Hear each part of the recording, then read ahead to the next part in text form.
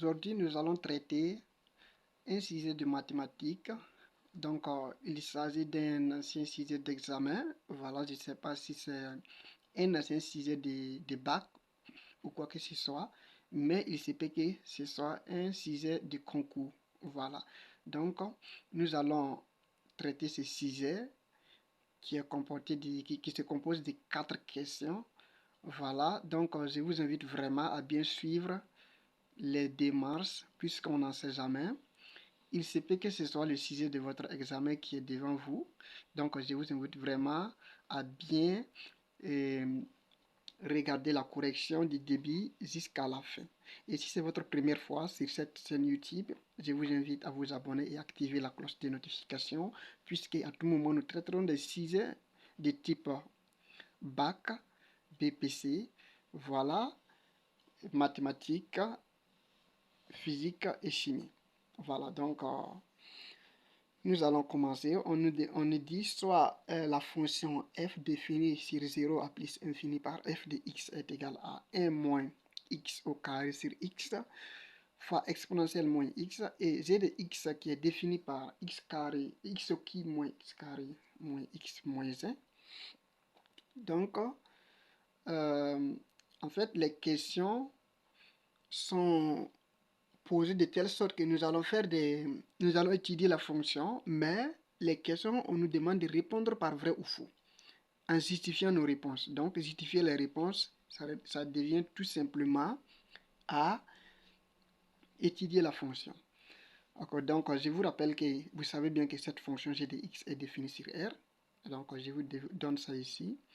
On sait bien que d de g est égal à R, étant donné que c'est une fonction polynôme.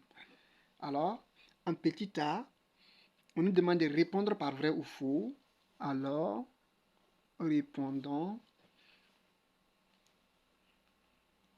par vrai ou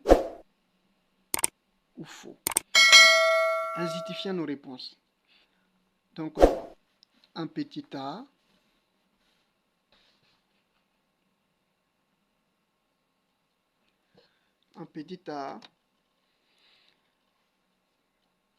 on nous demande est-ce que limite lorsque x tend vers plus infini de f de x est égal à plus infini. Donc, je vous rappelle que je vais laisser le lien de téléchargement du sujet en dessous. Donc, vous pouvez télécharger le sujet tout simplement. Est égal à plus infini. Est-ce vrai ou faux? Voilà. Donc, nous allons déterminer la limite de cette fonction lorsque x tend vers plus infini afin de confirmer que c'est vrai ou bien c'est faux. Alors, ok, excusez. Donc, limite lorsque x tend vers plus infini de f de x est égal à limite lorsque x tend vers plus infini de 1 moins x carré sur x fois exponentielle moins x. Alors, donc nous allons procéder de cette question. Donc,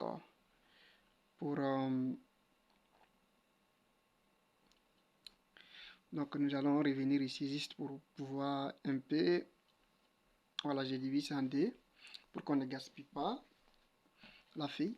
Donc, limite lorsque x tend vers plus infini de f de x qui est égal à ça. Donc, nous allons essayer de développer ici.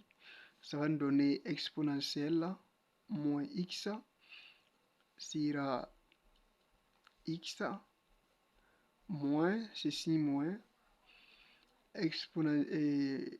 x carré exponentielle moins x sur, voilà, sur x. Donc, à partir de là, ça va nous donner tout simplement, donc, ok, qui est égal à limite lorsque x tend vers plus infini de exponentielle moins x sur x moins x, voilà, moins x exponentielle moins x.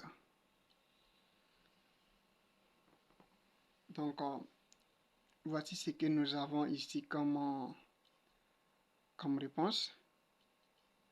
Donc, exponentielle moins x sur x, moins x carré, exponentielle moins x sur x. Donc, vous savez bien que limite, lorsque x tend vers plus infini de exponentielle moins x sur x, étant donné que la fonction f de x,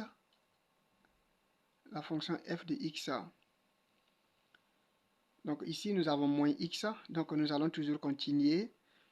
Donc vous savez bien que a à la puissance moins 1 est égal tout simplement à 1 sur a. Donc nous allons essayer de faire ça comme ça. Voilà, je pense que ça sera encore plus mieux. Est égal à limite lorsque x tend vers plus infini de 1 sur x exponentielle x moins x sur exponentielle x. Je pense que comme ça, c'est encore plus visible aux yeux de vous tous. Donc, ça nous donne ici,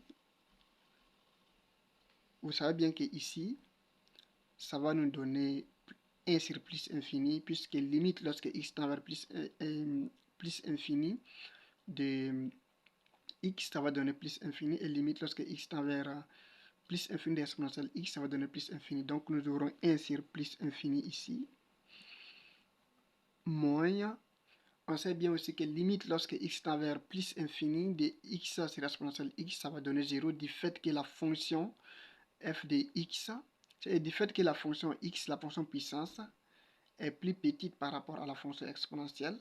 Voilà, donc c'est une formule qui peut-être qui vous a été donnée dans les classes, qui est clair que limite lorsque x tend vers plus infini de x sur exponentielle x est égal à 0. Donc nous aurons 1 sur plus infini moins 0 ici. Alors ce qui va nous donner 0 moins 0 qui est égal à 0. Puisque 1 sur plus infini, ça va donner 0. Alors nous allons répondre ici que c'est faux. Donc faux, car limite lorsque x tend vers plus infini de f de x est égal à 0. Donc limite lorsque x tend vers plus infini de f de x n'est pas égal à plus infini mais est égal à 0. Donc ce qui confirme que ce qu'on nous avait dit c'est faux et on a justifié notre réponse. Voilà.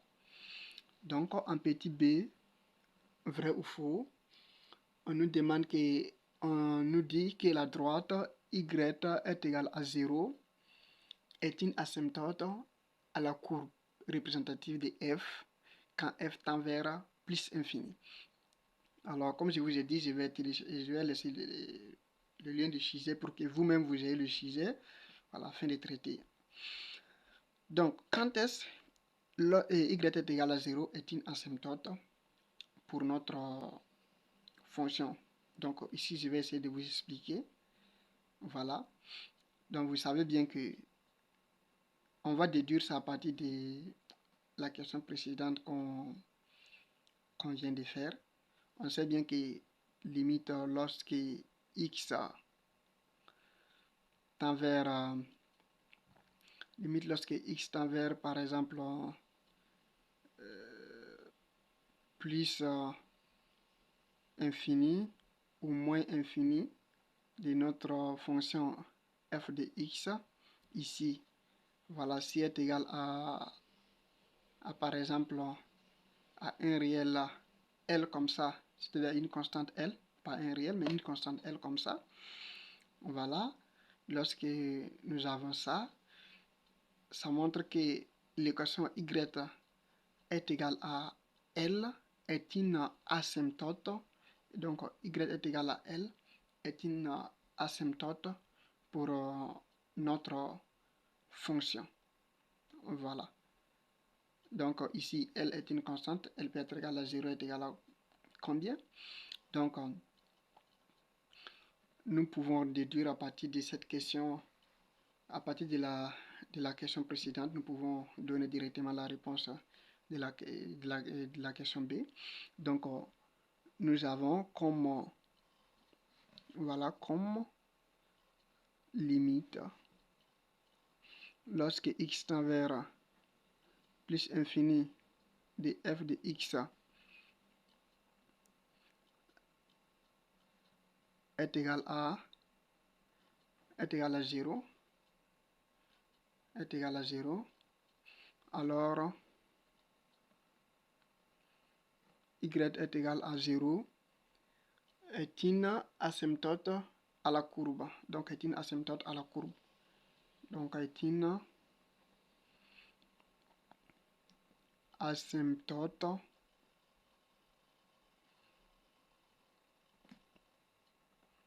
à la courbe. Donc, ici, c'est vrai. Voilà. Donc, c'est vrai. Donc, vrai. La question, elle est vraie ici. Et ici, la question, elle est fausse. Voilà, donc, vous pouvez mettre faux ou faux. Voilà, faux. Ou bien vous pouvez mettre fausse. Ça dépend de vous. Donc, nous allons maintenant répondre pour la question numéro C. Pour la question numéro C, on dit la fonction dérivée f et la fonction g ont le même signe. C'est-à-dire, on nous demande si f, on nous dit que f' et g ont le même signe. C'est vrai ou bien c'est faux? Donc, pour confirmer cette question, il faut que nous déterminions notre f' de x. C'est la raison pour laquelle je vous ai dit que les questions sont enchaînées de telle sorte que ça puisse nous aider à découvrir vraiment beaucoup de choses. Non pas seulement nous avons l'idée de la détermination de la limite de cette fonction, mais aussi nous pourrons aussi avoir aussi, c'est-à-dire des idées de comment déterminer la dérivée et tout ça. Et vous savez bien que pour étudier une fonction de ce genre de pareil, là, ce sont les questions qu'on vous demande. Déterminer la limite qui représente la droite y est égale à 0 et donner le tableau de variation de f. Donc, vous devez déterminer bien sûr f' de x. Voilà. Donc, nous avons f' de x est égal à tout simplement à 1 moins x carré sera x fois exponentielle moins x, donc prime. Donc, comme de la manière que j'avais déjà développé, on va essayer de développer ça comme ça. Voilà, pour gagner du temps. Donc, vous voyez, quand vous allez partir comme ça va beaucoup, ça va beaucoup vous donner, ça va beaucoup vous prendre beaucoup de temps. Voilà, ça va vous prendre beaucoup de temps en fait, parce que non pas seulement vous avez les dénominateurs qui est x ici, ça, vous voyez, ça va prendre un peu de temps. Donc, si nous essayons de développer ça, nous aurons f' de x est égal à tout simplement à exponentielle moins x sur x. Voilà, exponentielle moins x sur x prime moins le signe moins. Voilà, ça va donner x carré exponentielle moins x sur x. Donc, ça va nous donner moins x exponentielle moins x prime. Voilà. Donc, notre f' de x est égal à tout simplement à la dérivée de exponentielle moins x. Vous savez bien que la dérivée de exponentielle moins x, nous avons cette formule-là. Dérivée de exponentielle ax est égal à tout simplement à ax prime fois exponentielle ax. Donc, ce qui nous donne ici a exponentielle ax. Donc, c'est ça. Donc, vous avez cette formule-là. Et vous avez aussi la dérivée de x. La dérivée de x, par exemple, sera la dérivée de x sera x, bon, la dérivée de 1 sur x comme ça. La dérivée de 1 sur x, bon, on prend ça. Dérivée de 1 sur x, vous savez bien que ça va donner d'abord la dérivée de 1 qui est là, qui va donner 0, moins, c'est-à-dire ça va donner la dérivée de 1 moins la dérivée de x sur, donc ça va donner la dérivée de x' multiplié par x, voilà, x' fois x, moins 1 fois x'. Donc sur x au carré. Donc ce sont les différentes techniques de détermination des dérivées, voilà, pour la division. Donc ce qui va donner ici 1', ça va donner 0, moins 1 fois x' qui va donner 1, donc ça nous donne 1 sur x carré. Donc ce sont des fonctions xielles, donc raison pour laquelle vous avez la dérivée de 1 sur x prime, 1 sur x est égal à 1 sur x au carré. Voilà, donc c'est juste pour déterminer les points que nous allons voir dans notre sujet ici. On sait aussi que la dérivée de, voilà, de x par exemple, ln de x, qui est deux fonctions qui sont collées, est égal à d'abord la dérivée de la première qui va donner 1, la dérivée de x', c'est-à-dire ça va donner x' fois ln de x plus ln de x', voilà, fois x qui est là. Donc ce qui va nous donner ln de x plus ln de x, la dérivée de ln de x', vous savez bien, ça va donner x' qui est à l'intérieur, qui est x' sur x, c'est ça. Donc ça va donner 1 sur x, donc ça va donner 1 sur x fois x, ce qui va nous donner 1, alors ça nous donne ln de x plus 1. Donc ce sont des exemples que j'ai pris juste pour vous montrer. Donc si nous revenons maintenant dans notre exercice, nous verrons tout simplement la dérivée de celui qui se trouve au début d'abord, c'est exponentielle moins x. Donc si nous appliquons la méthode que je viens de vous montrer de suite là, ça va nous donner moins exponentielle moins x, c'est-à-dire la dérivée de moins x, ça va donner moins x, ça va donner moins 1 multiplié par x, le dénominateur, moins la dérivée de x, moins exponentielle moins x, fois la dérivée de x qui va donner 1, donc sur x au carré, sur x au carré, maintenant moins, on prend une parenthèse ici, la dérivée de 1 de x, ça va donner 1, donc ça va donner 1, donc ça va donner premièrement exponentielle moins x, 1 fois exponentielle moins x, plus la dérivée d'exponentielle moins x qui va nous donner moins exponentielle moins x fois x.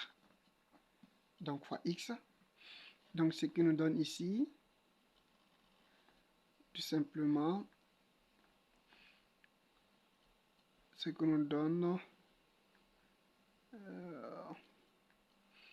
exponentielle, on peut mettre moins exponentielle moins exponentielle moins x, facteur de x plus 1 sur x au carré, moins, encore ici, on peut mettre exponentielle moins x en facteur, exponentielle moins x facteur de 1 moins x. Voilà. Donc, à partir de là, nous pouvons mettre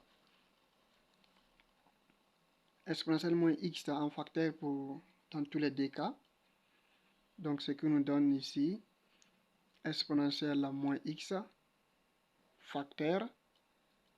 Donc, je vais mettre moins exponentielle moins x facteur de x plus 1 sur x au carré, x plus 1 sur x au carré,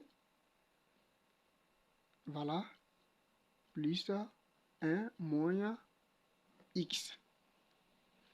Donc ce qui va nous donner tout simplement ici, moins exponentielle moins x, facteur de x plus 1, x plus 1, on va le mettre au même dénominateur, Donc, plus x au carré moins x au cube. Donc, le tout sera x au carré. Donc, ce qui va nous donner ici, moins exponentielle moins x. Nous pouvons faire sortir le x au carré. Le x au carré. Facteur de moins x au cube. Moins x au cube. Plus x au carré. Plus x au carré plus x. Moins plus 1 ici. Alors, quand vous regardez votre g de x, notre g de x est égal à x au cube moins x au carré moins x moins 1. Alors, nous allons tout simplement continuer en faisant, nous allons faire rentrer tout simplement le signe moins qui se trouve ici. Ça va nous donner exponentielle moins x sur x au carré, facteur. Si le signe moins rentre, moins x au cube, ça va donner x au cube, moins x au carré, moins x, moins 1. Donc, quand vous regardez ici, c'est uniquement notre g de x. C'est notre g de x qui est ici, c'est-à-dire x au cube, moins x au carré, moins x, moins 1. C'est notre g de x. Donc, on trouve que notre f' de x est égal à tout simplement à exponentielle moins x sur x au carré fois g de x.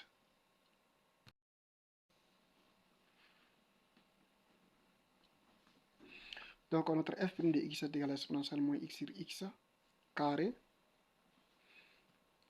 fois g de x. Voilà.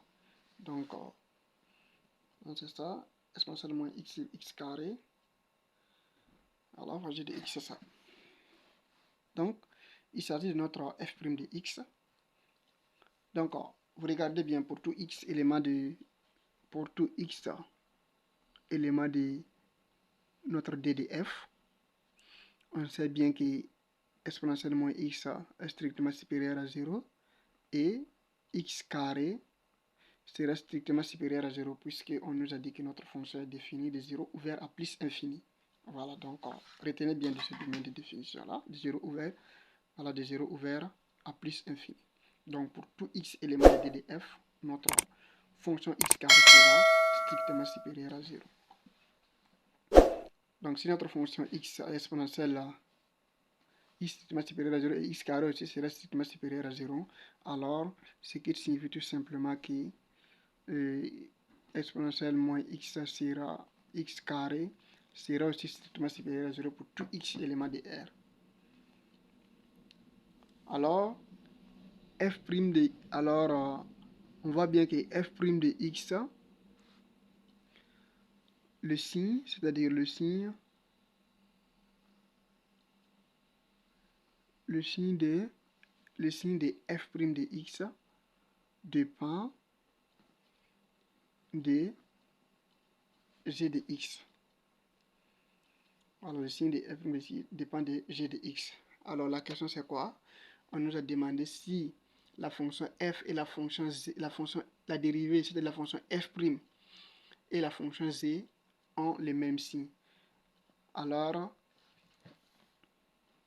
f' de x et g de x ont le même signe.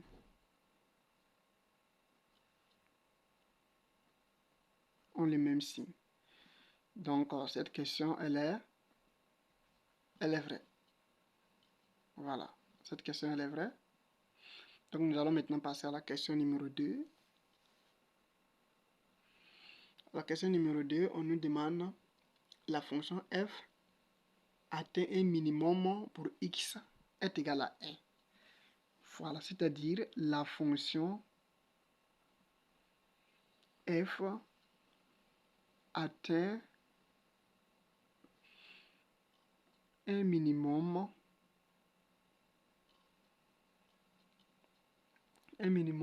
pour x est égal à 1. Alors, quand est-ce la fonction f atteint un minimum pour la valeur x est égale à 1? Donc, nous allons tout d'abord essayer de déterminer f' de 1. Voilà, si f' de 1 est égal à 0, alors ça veut dire tout simplement que notre fonction f, la fonction atteint un minimum pour x est égal à 1. Donc nous allons déterminer f' de 1. Donc nous avons notre f' de x qui est égal à exponentielle moins x sur x carré facteur de x cube moins x au carré moins x moins 1. Donc nous avons notre f' de moins 1, f' de 1 est égal à exponentielle moins 1 sur 1, facteur de 1 moins 1 moins 1 moins 1, qui nous donne exponentielle moins 1, facteur de combien? 1 moins 1, ça va donner 0, facteur de moins 2, donc ce qui est égal à tout simplement à moins 2 sur e. Alors, on sait bien que e aussi s'attend vers 2, quelque chose comme ça. Donc, qui est différent. On a f' de 1 différent de 0. Donc, alors, pour x est égal à 1, pour x est égal à 1, f, donc pour x est égal à 1, f n'atteint pas un minimum. Donc, un minimum. Un minimum.